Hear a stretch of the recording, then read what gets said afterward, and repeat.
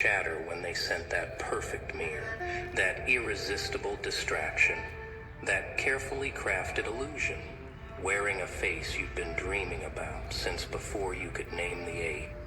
Hello to you, because something hilarious just happened, didn't it? Something they never calculated, never prepared for, never saw coming, even though they planned this operation for months, maybe years, studying your patterns, learning your triggers, finding your weak spots. And then they deployed their ultimate weapon, the twin flame, the soulmate, the one, the person who seemed to speak your language fluently, who finished your sentences, who looked at you like they'd been searching for you across lifetimes. They sent this person to your door, to your timeline, to your energy field with one single mission: distract you, derail you, make you forget who you were becoming, make you abandon your path, your purpose, your evolution. They wanted you lost in obsession, drowning in codependency, chasing breadcrumbs of affection while your mission collected dust and your vision faded into background noise. But here's the part that's got them in absolute panic mode right now. Here's the part that's making their strategists pull all-nighters trying to figure out what the actual hell went wrong. You didn't just see through it. No. You did something far more catastrophic to their plans. You absorbed it. You consumed the experience. You took it as poison and transmuted it into fuel. And now, just one of you walking around with that knowing, that untouchable frequency, that dangerous clarity. Now there are two, because that person they sent, that perfectly programmed distraction, that twin flame they weaponized against your destiny, yeah, they woke up too. They looked into your eyes, and instead of pulling you down into their manufactured drama, instead of succeeding in their mission to keep you small, they caught your frequency, they felt your fire, they saw your vision. And something inside them that had been sleeping for lifetimes suddenly remembered why they incarnated in the first place.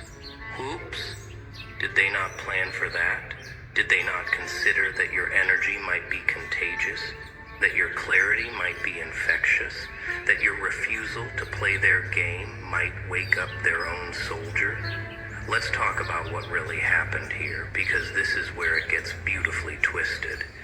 They studied you for so long, watching your evolution, tracking your growth, monitoring your increasing immunity to their usual tricks. You stopped falling for guilt. Stop responding to shame. Stop chasing validation from people who couldn't spell authenticity if their existence depended on it. So they had to get creative. They had to deploy something you wouldn't see coming. Something that would slip past your defenses, wearing the face of destiny itself. They found someone, or maybe they created someone, or maybe they just activated a sleeper agent who'd been orbiting your reality waiting for the signal. Someone who matched your frequency just enough to feel magnetic. Someone who carried just enough light to seem real. Just enough darkness to feel familiar. Someone who could quote the same books, reference the same wounds, mirror your intensity without flinching. This person showed up in your life with impeccable timing, right when you were starting to build something they couldn't control, right when you were beginning to remember something they needed you to forget, right when your power was becoming too concentrated, too focused, too dangerous to their investment in your confusion. And at first, maybe it worked a little. Maybe you did get distracted. Maybe you did spend nights dissecting every conversation, analyzing every sign, wondering if this was finally it, the one, the connection that would make sense of all the loneliness, all the searching, all the nights spent feeling like you were speaking a language no one else knew. And they watched. Oh, they watched with satisfaction. Look at them, finally off their path, Finally obsessing over someone else instead of obsessing over their purpose. Finally human. Finally controllable. Finally small enough to fit back into the cage we designed for them. But that's the thing about sending fire to fight fire. That's the thing about using intensity as a weapon against someone who was forged in intensity.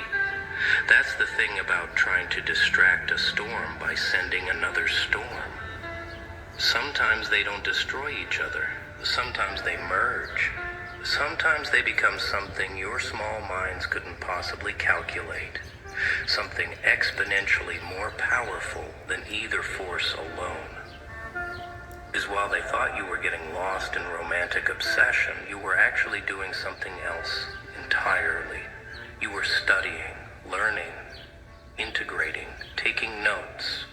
You were treating this connection like a mirror, like a crash course, like an initiation designed specifically for your evolution. You looked at this person and instead of losing yourself, you found more of yourself.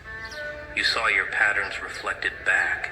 You witnessed your wounds in high definition. You recognized your power in someone else's eyes, and instead of making you desperate, it made you certain. Certain that if this frequency exists in another human, then you're not crazy, you're not alone, you're not too much, you're just early, you're just ahead, you're just operating on a bandwidth most people won't access in this lifetime. And something shifted, something clicked, something in you said this isn't a distraction, this is a training ground, this isn't happening to me, this is happening for me.